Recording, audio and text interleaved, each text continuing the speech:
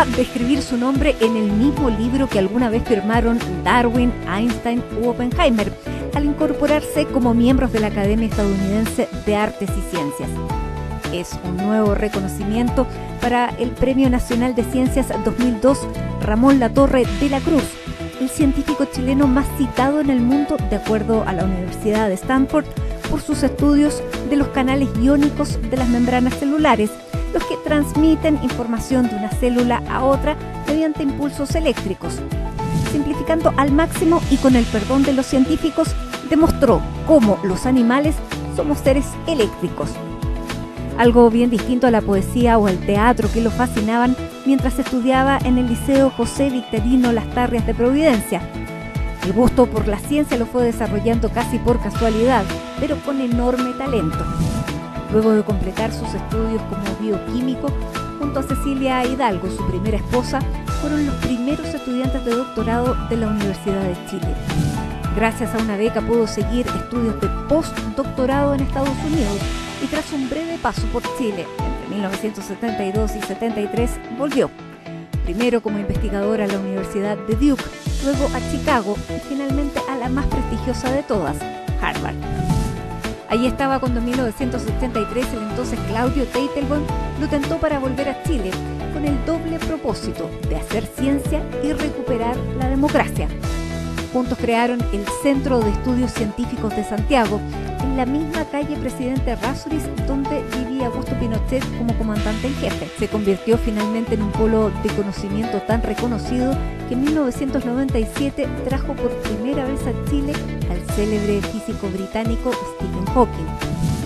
Con la idea de descentralizar, el año 2000 decidieron llevar el centro de estudios a Valdivia, que partió instalándose en el ex Hotel Schuster y que, de la mano de Claudio Bunster, sigue hasta hoy. El que emigró fue Ramón, acompañado ya de su segunda esposa, la socióloga María Elena Moreno.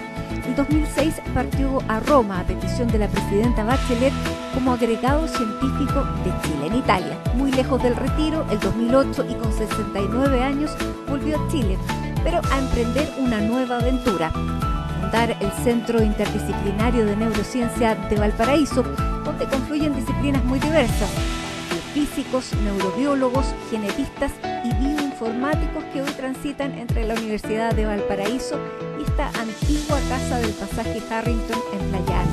Después de 15 años peleando contra la burocracia, recién hoy parece haber un plan para darle las instalaciones que merecen al centro, en un país donde la ciencia debiera ser uno de los motores de su desarrollo y a la que Ramón, a sus 83 años, sigue dedicándole la vida. Ramón, muchas gracias por recibirnos aquí en tu oficina, lugar donde ya trabajas hace bastante tiempo. Gracias. Quiero que comencemos por lo que viviste hace muy poco, ahora en octubre, en Estados Unidos, en Massachusetts, donde finalmente, y en una ceremonia que fue bastante solemne, te integraron como miembro de la Academia de Artes y Ciencias de Estados Unidos, una academia que tiene entre sus integrantes, digamos, históricos, a Darwin, a Oppenheimer, a Einstein, y hoy tienen a Ramón Latorre de la Universidad de Valparaíso. ¿Qué pensaste cuando estabas firmando este libro donde se firma el ingreso? Bueno, es una serie de sensaciones que aparecen, ¿no? Primero, por estar ahí, ¿ya? Y por haber llegado ahí. Entonces, uno como que se siente realmente muy, muy pequeñito, ¿no? O sea, pensando a la vez cosas muy contradictorias, porque uno piensa, bueno, este es la academia de Mandela, la academia de García Márquez, la academia de grandes músicos, entre ellos Paul McCartney. También, exactamente. Y en eso sentirse esta cosa como que apabullante, a la vez uno piensa, bueno, tal vez no lo estamos haciendo tan mal. Porque además pone el nombre de la Universidad de Valparaíso. Sí, exactamente. Dentro de esta red. Porque en la práctica, ¿qué significa pertenecer a esta academia? Bueno, mira, la academia fundamentalmente es una academia, y eso es una cosa importante de decir, es una academia absolutamente transdisciplinaria. Es decir, que tiene desde político, ¿no verdad?, músico, hasta científico, entonces abarca todo el espectro cultural. Y yo siempre he pensado en que esta transdisciplinariedad es la que hace un país grande. Porque tú te puedes dar cuenta que el científico tiene una comunicación directa con el gobernador de California, porque los dos están en la misma academia, es decir, son pares. Entonces, yo creo que eso es lo que crea el conocimiento, esa capacidad de unir todas las actividades humanas en un solo lugar. ¿Y tú cómo te vas digamos, a ser parte de esto viviendo tan lejos? Bueno, el mundo es muy chiquito en estos momentos, Matilde, y todo está en estos momentos del Internet. Todo de alguna manera se ha democratizado en el sentido de la comunicación. Entonces, si yo necesito hablar con alguien de la academia porque me interesa lo que está haciendo, o para traer ese conocimiento a Chile, o para armar algún brillo, como dirían aquí en este país, la posibilidad está siempre, uno está conectado. Y una vez que uno pertenece, o sea, uno no es diferente de ningún otro. Entonces, primero tengo que decirte, digamos, que, o sea, estar mi sección es neurociencia, aunque yo soy más biofísico que neurocientífico, neurociencia. Pero tú ves que en esa fila donde estábamos todos sentados, digamos, había gente de Berkeley, había gente del Max Planck, había gente de Harvard. Entonces aquí hay un pequeñito, ¿no verdad?, de la Universidad de Valparaíso, universidad pública y de regiones. Entonces uno se da cuenta, y es ahí donde cuando firma el libro, entonces uno vuelve a pensar, en realidad, de alguna manera, la ciencia chilena, a pesar de todos los problemas que ha tenido, ha podido ir progresando. Porque tú como, digamos, el trabajo que se reconoce es el de neurocientífico y sobre todo, para explicarlo en fácil, voy a ver si es así de fácil, es que lograste demostrar que somos animales eléctricos. ¿Es así? Así es. Ya. Bueno, o sea, es fácil, bien es fácil porque demostraste que habían conexiones que somos animales eléctricos, o sea, yo creo que lo habían encontrado los egipcios. ¿Ah? Claro, pero tú encontraste el mecanismo. Mira, hay una cosa fantástica del desarrollo de esta cosa de la electricidad animal. Primero, digamos, tú sabes que hay una cantidad enorme de peces eléctricos. Es decir, que si tú los tocas, te da una patada de 800 voltios. O sea, claramente los seres vivos podían producir electricidad, ¿ya? Entonces, después viene una etapa en la cual está Aristóteles, ¿no verdad?, que dice, en realidad, todo nuestro conocimiento y nuestras sensaciones vienen ¿de dónde? Del corazón. Porque es el corazón el que late cuando uno está enamorado o cuando uno está corriendo o cuando uno tiene miedo, ¿no verdad? ¿Y el cerebro dónde? ¿Ya? Y ahí entonces viene un experimento que es increíble, que lo hace Galeno, ¿ya? En donde sencillamente es un experimento muy atroz, digamos, pero los chanchos chillan, ¿cierto? Chillan muchísimo.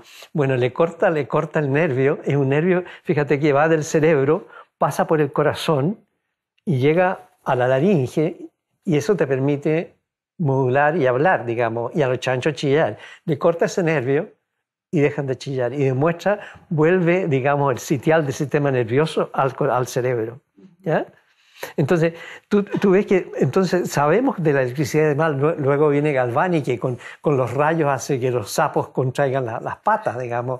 Entonces, lo que realmente yo, de una manera muy modesta, colaboré, es decir, encontrar las proteínas, ¿no verdad? Y ahí se abre todo un campo, digamos, esas proteínas que están ancladas en la membrana de la célula y que son las que transforman todo lo que te llega, toda la información que te llega del medio ambiente, digamos, el vuelo de un pájaro, la música de Bach, digamos, el olor de la cocina de la abuela, todas esas cosas te las transforma de manera cariñosa en algo que el sistema nervioso entiende. Entonces hay unos receptores que son como antenitas que eléctricamente le dicen al sistema nervioso, miren, lo que estoy viendo es un pájaro. Y esos son los famosos canales iónicos. Y esos son los canales de iones que producen pequeñitas, cada una de esas proteínas, una señal pequeñita eléctrica que cuando juntas a muchos de ellos tiene una conformación dada que te dice que lo que estás viendo es que te están tirando un tomate, por ejemplo, lo estás editando. Ahora, es una contribución que tú dices, un pequeñito, pero es tan importante que ha llevado a científicos a ganar el Nobel o a convertirte a ti en parte del 2% de los científicos más citados en el mundo, Ramón. Por eso que tú eres tremendamente modesto, pero eres grande, como son todos los grandes modestos. Pero a lo que quiero ir, ¿cómo nace este científico que le gustaba? Tú querías ser actor, te gustaba el teatro, la literatura, la poesía. ¿Tú no tenías esta curiosidad por desarrollar la ciencia cuando chico? ¿Cómo se te despierta? ¿Dónde nace el científico? Bueno, mira, la verdad es que yo he estado siempre confuso con todo, ¿no? O sea, ha sido una gran confusión porque me gustan muchas cosas. Me gusta mucho la música, me encanta la poesía, ¿ya? Pero ¿cómo llega uno ahí? Digamos, y aquí están los seres humanos que son los que guían, ¿verdad? Entonces, y eso lo he repetido en muchas partes, yo siempre tenía... Los grandes libros era Emilio Salgari y entre esos me encontré Cazadores de microbios de Paul de Kruif, en donde realmente relata de una manera muy aventurera, por ponerlo de alguna manera, digamos, cómo uno caza un microbio que produce la tuberculosis, ¿verdad? Entonces esos cazadores eran para mí tan aventureros como Emilio Salgari y Sandokan, ¿verdad? Entonces ya ahí había un bichito, ¿cierto? Y que me hacía pensar, digamos, que esta historia de la ciencia o del descubrimiento por ese lado podía ser bastante interesante. Ahí conectó con tu alma de aventurero, porque tú eres un millennial de tu tiempo. Ya vamos a decir por qué, porque nunca duraste mucho en un lugar, por ejemplo. Ahora, tú... eres Premio Nacional de Ciencias, fuiste de los primeros, el primer doctorado junto con Cecilia Hidalgo, que además fue tu primera esposa. Así es. Pero tú no conociste a tu papá porque murió cuando tú eras muy chico. Tu mamá te crió y eres hijo de la educación pública. Tú dices que y eres un premio nacional al que le costó 0 pesos estudiar. Así es. ¿Cuál es la reflexión que haces después de todo el camino que has recorrido, lo que has dado al país costando 0 pesos? Bueno, la reflexión es de lo importantísimo que son los colegios públicos y las universidades públicas. Y ahí tengo que hacer un acto de contrición frente a decir, tenemos que recuperar esas instituciones. Y las tenemos que recuperar porque la verdad es que una institución que permite que entre todo tipo de pensamiento y todo tipo de acción frente al conocimiento, yo creo que es importantísima para el desarrollo de la democracia. O sea, yo creo que sin las instituciones públicas, en que no están atadas ni a un capital, ni a una creencia, yo creo que eso es lo más importante que tenemos en el país para adquirir un conocimiento en donde todo tiene cabida. ¿Ya? Entonces, si tú piensas, digamos, cómo se creó este país, este país en la democracia se creó a través de la Universidad de Chile. Si tú piensas, digamos, la cantidad de presidentes y la cantidad de gente, políticos, científicos y todo, que salieron de esa universidad pública, ¿verdad?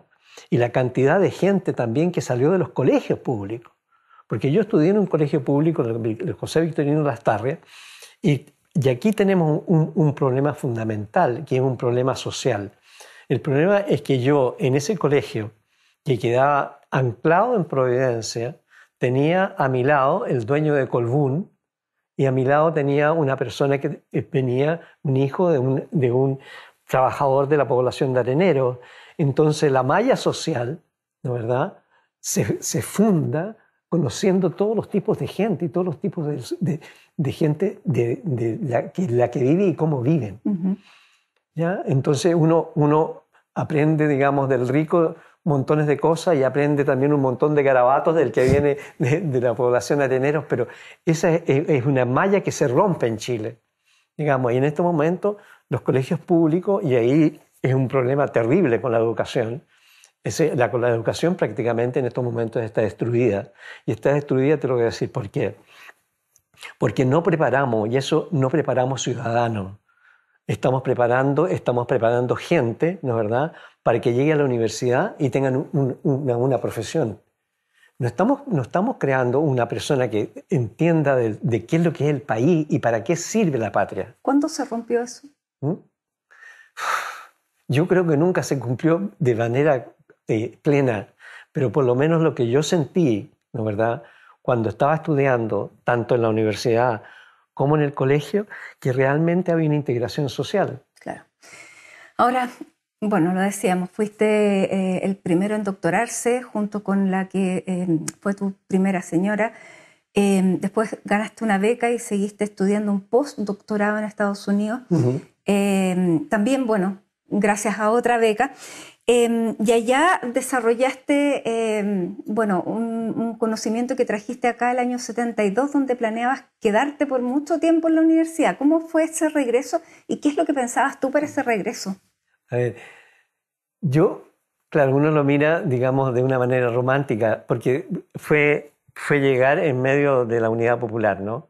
Volví el año 72, en abril volvimos el año 72, y lo primero fue encontrarse que no existían mamaderas. Yo no traía...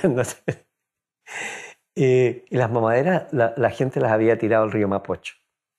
Entonces, pero también había dentro de la universidad, porque yo volví como profesor asistente a la Facultad de Ciencias, ese ambiente de querer hacer un país, de sentirme parte y una cosa muy importante de decirle a la gente con las creencias de una, que eran creencias de izquierda, llamemos, izquierda democrática. ¿Tú militabas en algún partido?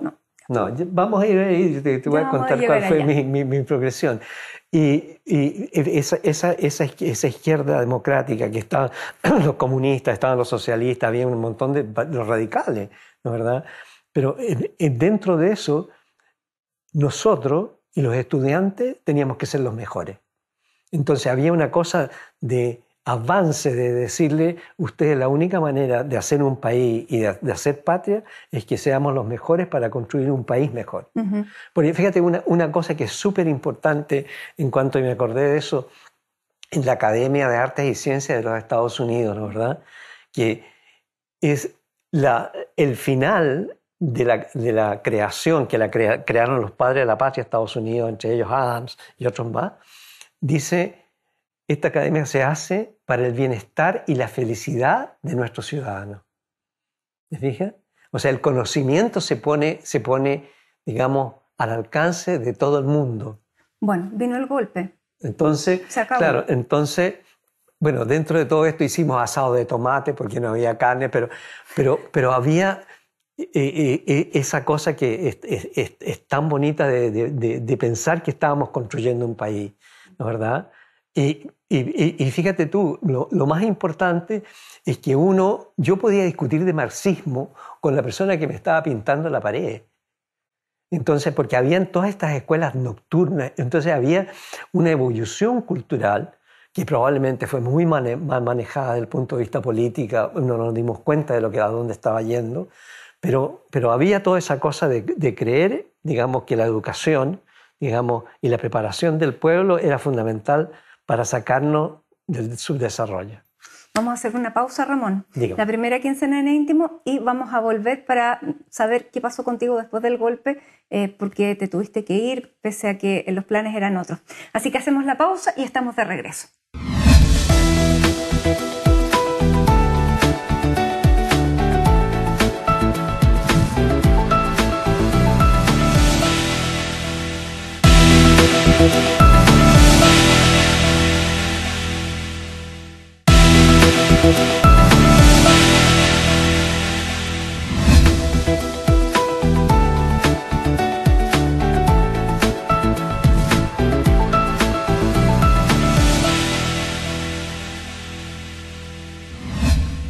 Estamos de regreso en CNN Íntimo junto al Premio Nacional de Ciencias Ramón Latorre y estamos precisamente en las oficinas del Centro de Neurociencia, Centro Interdisciplinario de Neurociencia de la Universidad de Valparaíso, que tú llegaste a fundar aquí a fines del año 2009-2010. Vamos a hablar de eso también. Pero lo que te quería y donde habíamos quedado, 1973 llega el golpe. ¿Qué pasa contigo que estabas en la universidad? Mira, es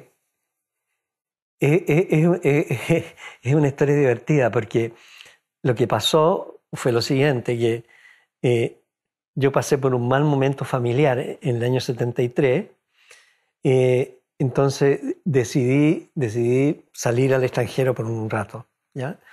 Y mi futuro jefe, que fue decano de medicina de la Escuela de Medicina de Harvard, Dan Tosteson, yo en ese momento estaba trabajando en la Universidad de Duke, en Carolina del Norte, me manda una carta aceptándome, ¿ya? Para irme.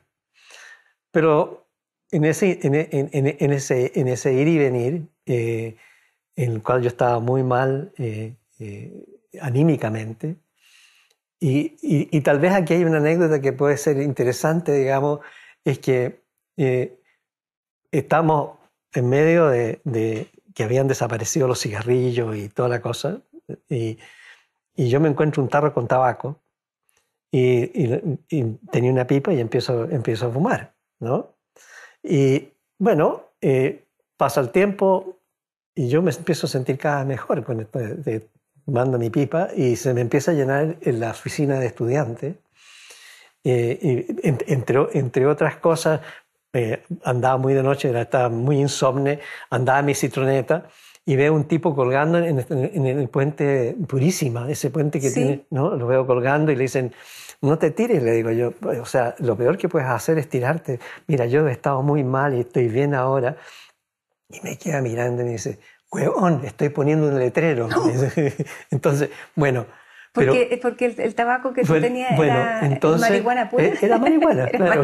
¿Y tú no la conocías hasta ese momento? Bueno, ese es una historia, pero o sea, además tuve muchos estudiantes, ¿verdad? Bueno, el asunto es que, a propósito de la carta que de ahí, y yo me iba a ir, y vienen mis maestros, Luxoro, la michiganesa, que ya hablaremos de ella, que fue la que me impulsó, mi mentora, a la atracción fatal. Y yo dije, me voy. Entonces me dice Mario Luxoro, que era muy claro para el lenguaje, me dice, Ramón, tú no puedes ser tan maricón como irte en estos momentos en que te necesitamos más que nunca. Entonces me quedé. Vino el golpe y yo rápidamente saqué la cartita y la activé. Entonces ahí, pero tiene una parte personal, sí, más que política. Sí, así. Y bueno, pero ahí partiste ya. Primero fue Duke, después... No, mira, en el camino, a mí los que me sacaron de Chile fueron los mexicanos. Entonces yo iba a tener un puesto en México, ¿ya? Entonces yo les dije, mire, yo estoy en Duke University por 6 meses y me vuelvo a mi puesto. Pero en el momento que yo llegué ahí, llegó Marcelino Cerejido, un argentino que le habían puesto una bomba en una centrífuga. Entonces ocupó mi puesto y esa es la razón por que yo me quedé en Duke. Tenía más necesidad, claro. Pero el asunto era que dije, si en 6 meses más cae la dictadura y yo vuelvo. Pasó un poco más de tiempo. A los 6 meses pasaron. Y de Duke yo pasé un tiempo de nuevo en el Instituto Nacional de Salud de los Estados Unidos.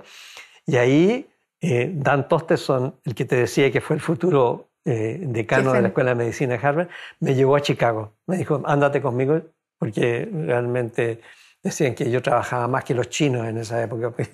¿Y después te llevó a Harvard? Y después de 2 años que estuve en Chicago, trabajando como profesor asistente, partí con él a la Universidad de Harvard, donde estuve primero de profesor asistente y luego de profesor asociado.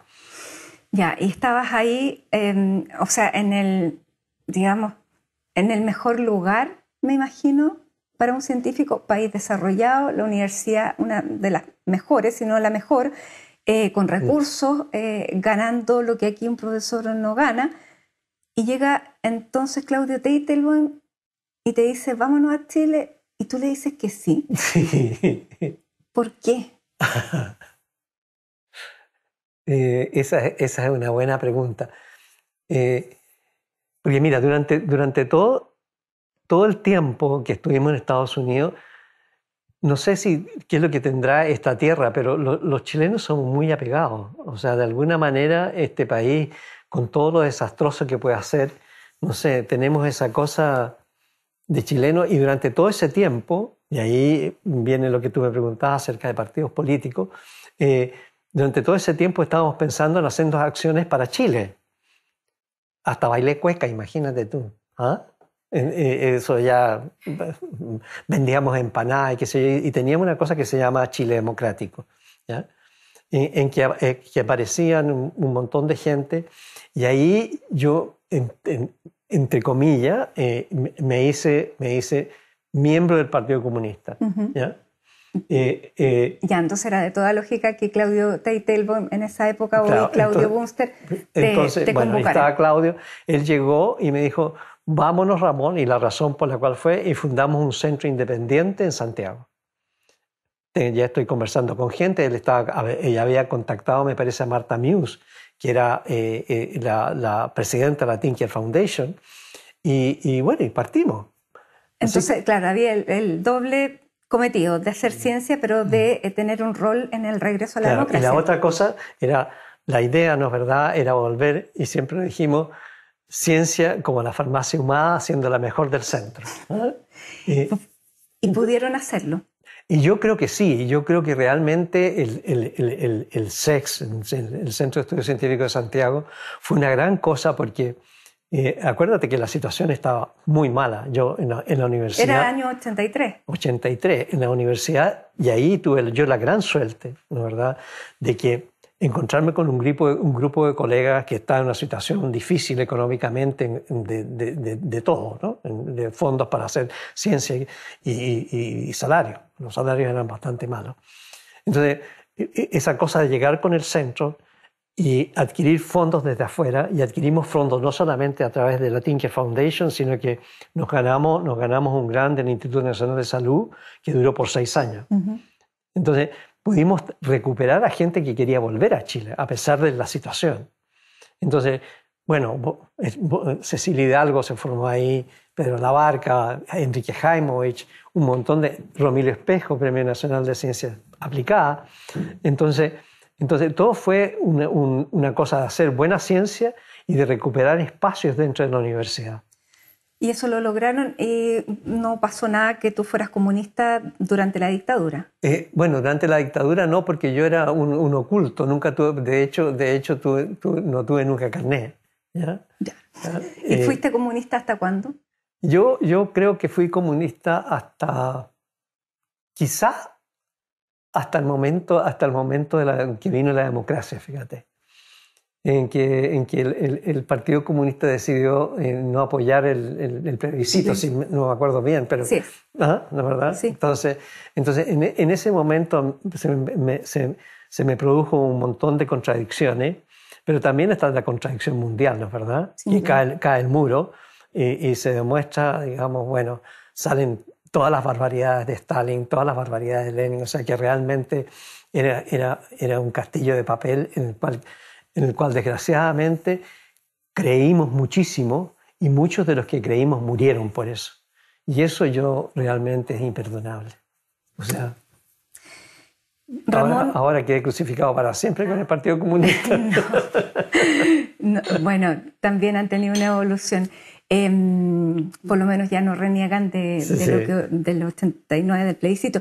Pero vamos a otra cosa, porque tú en esa época, tu vida personal, ya te habías separado de Cecilia, y ¿habías conocido a tu segunda señora? No. No, eso lo conociste después. Bastante después. Pero tú te fuiste con este mismo centro a Valdivia, y ahí sí que ya existía María Elena. Right. Sí. ¿Sí? Sí. Porque la idea era descentralizar. Bueno, el asunto fue crear un centro independiente, ¿no es verdad? Entonces lo que pensamos, a crear un centro independiente es imposible en Santiago. ¿Dónde puede ser? ¿Dónde tenemos relaciones? Gabriel Valdés, senador en Valdivia. Entonces, cuando Claudia lo llama y le dice, queremos irnos a Valdivia, Gabriel Valdés dice, estoy tan contento que me voy a tirar por la ventana de aquí del Senado. Tú sabes cómo era, ¿no? ¿Verdad? Bueno, y realmente fuimos bien recibidos porque nos permitieron comprar el Schuster, que era el Hotel Schuster, que estaba totalmente destruido, pero fantástico edificio, y después la Casa Schuller. Y realmente eso se recuperó y ahora, o sea, pase lo que pase, independiente de lo que yo pienso, cómo ha evolucionado el centro, eso va a estar ahí después que nos muramos, digamos. O sea, hay una recuperación de la ciudad en cuanto a sus edificios patrimoniales que se pararon y se sobrevivieron, y eso se hizo gracias a científicos, puro y básico. No se hizo a gente que estaba pensando en la tecnología del futuro. ¿Y qué es lo que tú quieres hacer aquí en Valparaíso? Pero ya vamos a llegar a eso. Ya, espíritu aventurero, decíamos que como los millennials no duran mucho tiempo en un mismo lugar, te nombran el 2006 agregado cultural de Chile en Italia y agregado te vas científico. Sí. Claro, porque ahora ya no existe, pero en esa época era científico y te vas con tu señora a Roma y están 2, 3 años, ¿no? Estuvimos 2 años. Y la razón, digamos, es que yo tenía terror. La verdad es que irme a un lugar con diplomático, o sea, que uno tiene varias cosas encontradas, digamos, ¿no? Sobre todo porque habíamos tenido un simposio en el Centro de Estudios de Valdivia, que fue un simposio que lo hicimos en el barco Aquile, en que se hizo sobre cambio climático, ¿ya? Entonces, como Claudia era muy estructurado, nos puso de acuerdo a nuestros rangos, ¿no? ¿Verdad? Y a mí me tocó con 2 diplomáticos, y que yo no voy a decir quiénes son, pero no lo pasé bien con ellos. Entonces, irme a una cosa desconocida, que pensaba que era entretenido, porque el mandato era hacer contactos con diferentes grupos de científicos, cosa de abrir espacios para nuestros estudiantes chilenos de doctorado y de posgrado. Bueno, ahí hagamos yo voy a contar una infidencia. Ahí fue donde te conocí, Ramón, cuando eras agregado científico en Italia. Y claro, me parecía que era digamos, porque también te presentaron como este Premio Nacional de Ciencia, y yo dije, una persona súper estructurada, y voy a contarlo. Tú nos invitaste a comer, a mí y a mi marido, a tu casa, y el dormitorio estaba en el living, porque hacía tanto calor que ustedes traspasaron la pieza al living, donde se podía dormir con un poco más de, digamos, más fresco, y todo lo demás estaba en la pieza. Y bueno, yo decía, una persona no es tan estructurada como yo pensaba. Exactamente no. ¿Cómo fue esa experiencia? Bueno, yo creo que, o sea, mira, al principio nos lo pasamos muy bien, porque yo lo que decía, quiero vivir en el Trastevere. Y bueno, probablemente como los agregados somos la última etapa en la embajada, tú sabes, ¿no? La secretaria nos mandó una pieza en el Trastevere en que apenas cabían las maletas, ¿ya? Yeah. O sea que y ahí vivimos bastante apretados y en condiciones no muy buenas. Lo que siempre me voy a acordar de María Elena, que estaba durmiendo la siesta, y de arriba de una casa la señora dice, ¡bon riposo! Bueno, pero después, una vez que llegó Conrad, y Conrad se dio cuenta de la situación en que estábamos, y pudimos tener ese departamento fantástico cerca de la Piazza del Popolo, ¿no?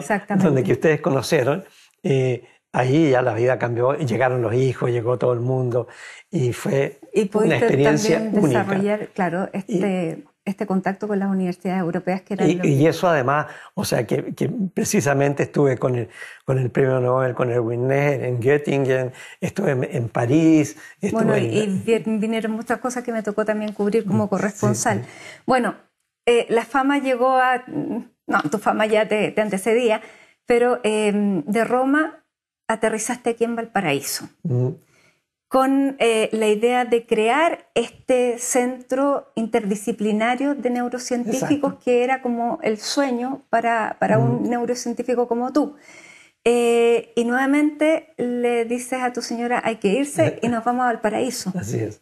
Bueno, Valparaíso fue mejor, me causó menos problemas que Valdivia, porque vivíamos muy bien en Peñalolén, en la comunidad ecológica, teníamos una linda casa, y sacarla de ahí fue bastante difícil, ¿ya? Entonces, pero Valparaíso le gustaba mucho porque parte de su familia, de hecho el abuelo, era el director de la banda de la Armada.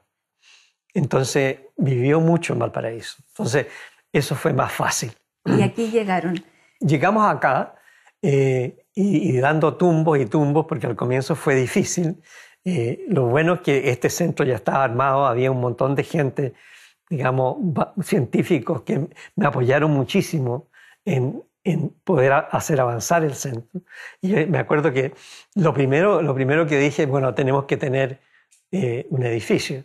Y nos fuimos a hablar con el primer intendente con el cual hablé, que de comienzo yo, obviamente, románticamente le dije, yo tenía un sueño, le dije yo, y el sueño es crear un centro, el mejor que pueda hacer dentro de Valparaíso.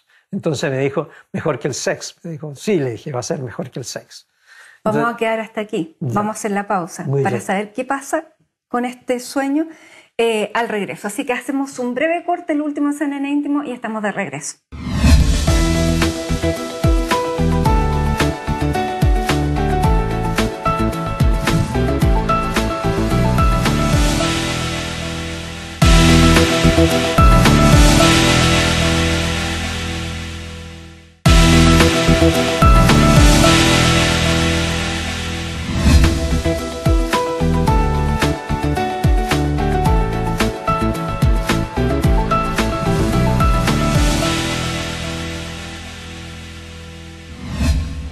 Estamos de regreso en CNN Íntimo junto al científico Ramón Latorre y ya habíamos quedado, Ramón, en que tú querías un edificio que es el edificio Severín, que está acá en el barrio Puerto, para que fuera la sede de este centro interdisciplinario de neurociencias. Sin embargo, han pasado los años y ha sido imposible por burocracia, por pandemia, porque se encontraron restos arqueológicos.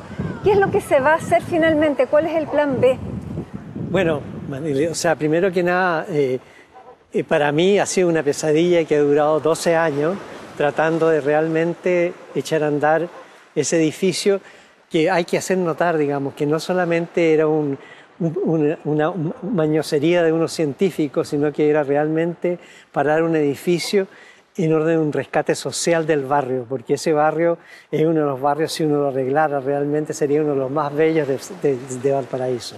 Y eso claramente le iba a dar vida. Entonces, digamos, y ahí yo creo que hay una dejación, ¿no, verdad?, de nuestros, voy a hablar de nuestros gobernantes, de no ver, digamos, la posibilidad de crear un espacio nuevo para la mejoría y, como decía, en la Academia Norteamericana de las Ciencias y las Artes, digamos, para el bienestar y la felicidad de la gente. ¿Y dónde se está pensando ahora? Entonces, el asunto es que estamos pensando que se va a renovar toda la parte del Muelle Barón, donde está un tremendo galpón, en el cual hicimos, fíjate que ahí inauguramos el tren de la ciencia del Max Planck.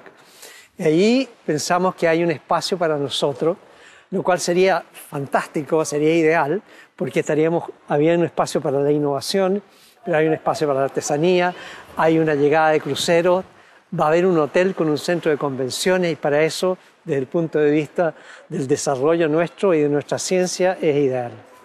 Ramón, ahora para este nuevo proyecto también existe este Ministerio de Ciencias que antes no existía. ¿Se ha notado, ha sido una contribución para la ciencia tener este ministerio? Bueno, yo pienso, Matilde, que realmente hay una relación estricta entre conocimiento y poder.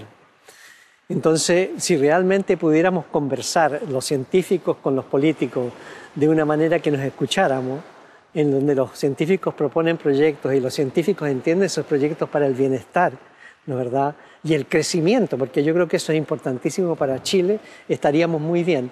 Pero la verdad es que no lo noto.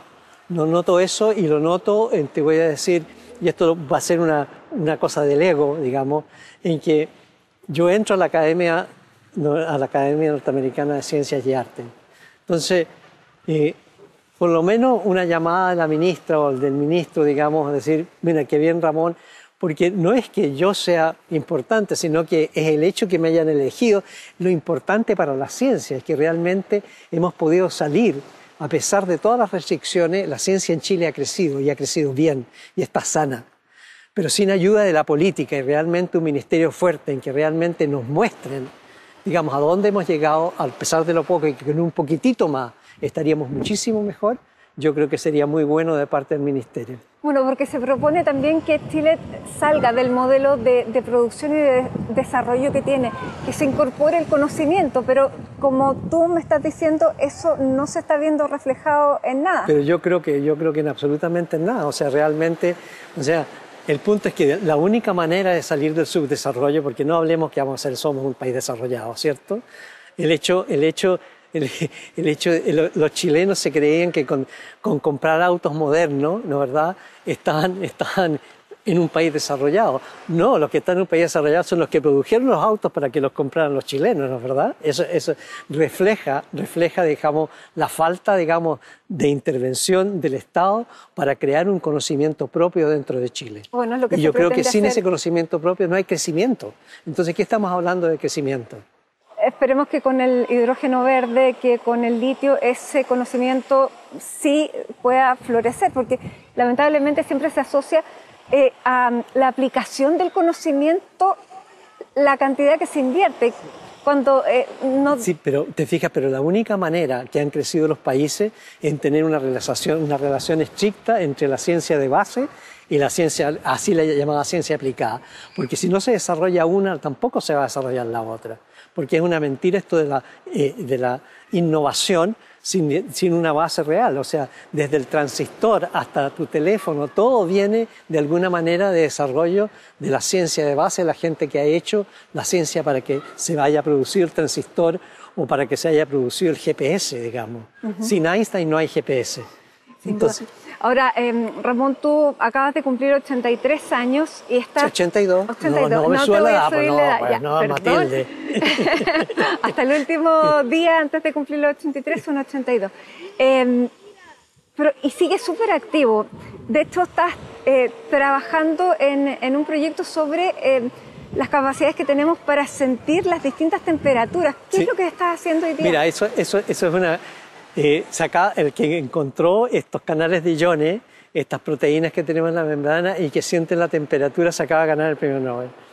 Y empezamos con un trabajo que hicieron en conjunto, ¿no? Bueno, ese trabajo lo comenzó él. Nosotros hemos hecho algunas colaboraciones que yo creo que son importantes, pero lo lindo, digamos, es que mandan las señales eléctricas a estas proteínas de acuerdo a la temperatura que tú tienes. Y por eso, digamos, de alguna manera, cuando tomas el vino blanco frío, lo sientes mejor, porque están activando unos receptores que son receptores de frío. Ahora, esos mismos receptores de frío son los receptores de mentol. Y por esa es la razón, cuando tú te comes una pastilla de menta, sientes frío. Claro. Y los receptores de calor son los receptores del componente activo del ají, que es la capsaicina, y por eso te comes un ají y sientes calor. Te fijas, es lo que hablábamos al comienzo. Estas proteínas son fantásticas porque nos permiten sentir, son la base de la percepción. Entonces, yo creo que eso es una cosa maravillosa que se ha encontrado últimamente. Tú decías que querías trabajar hasta el final, hasta que te den las fuerzas, que te escuché una vez, esto de darle espacio a los nuevos. No, tú decías, yo quiero estar hasta el final, no le voy a dar espacio a nadie. Bueno, me he puesto un poco más modesto. Mira, la verdad es que hay una sección en Platón, hablando por la boca de Sócrates, ¿no? Sócrates dice, en cuanto a la enseñanza, que él es una partera, ¿verdad? Pero no de mujeres, sino de hombres. Es decir, extraer, sin intervenir él, lo mejor de las almas de sus estudiantes, de la gente que educa, ¿ya? Y de esa manera, a pesar de que comienzan mal, uno puede extraer cosas maravillosas de cada uno de esos personajes. Entonces, para mí, la educación, en ese sentido, me siento ahora más bien como una partera que está tratando de a mis niños sacarles lo mejor posible. ¿Y ya han sido más de 40 científicos los que Son están? como 50 doctorantes que he tenido en mi vida, sí. Ramón Latorre, muchas gracias por esta conversación, por mostrarnos parte de tu trabajo, de tu vida y de los proyectos que siguen ahora. Muchas gracias. Gracias a ti, pues, Matilde. Un placer muy grande. Muchas gracias, y a ustedes también gracias por acompañarnos en esta edición junto a Ramón Latorre, Premio Nacional de Ciencias, uno de los científicos más reconocidos de nuestro país. Así que gracias por esta sintonía y sigan con nosotros, nos veremos dentro de 7 días más.